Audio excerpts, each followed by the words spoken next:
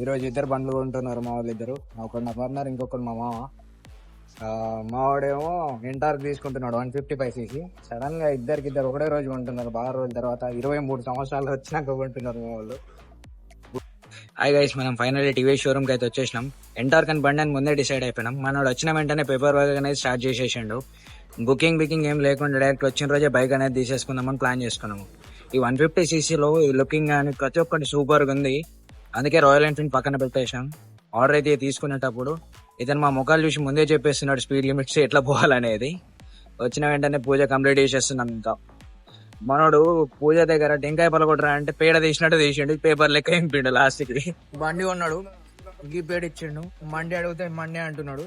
నేను మండే తినా అని కదా మా చెప్పే. బండి ఎట్లా బండి లెక్కున్నది. అది బండి కాదు ఫస్ట్ కూర్చోరాదు కానీ కొన్నాడు. బండి కాదు ఫస్ట్. మళ్ళీ పోయా అంటే టీవీ షోరూమ్ పోయాడు, రాయల్ ఎన్ఫీల్డ్ కొంటా అంటున్నాడు. ఏం చెప్పమంటావు వీనికి? రాయల్ ఎన్ఫీల్డ్ రెగ్యులర్ గా వాడికి అందరిలాగానే ఒక కంగ్రాట్ చెప్పేసి వాడి బండి మనం తీసుకొని స్టార్ట్ అయిపోయాం. బండి అయితే బాగుంది. ఇలాంటి వీడియోస్ ఇంకా చాలా చేస్తాను. మీరైతే మన వీడియోని లైక్ చేసి మన ఛానల్ని సబ్స్క్రైబ్ చేసుకోండి. మరికొన్ని వ్లాగ్స్తో మీ ముందుకు వస్తాను. Thank you. Bye bye.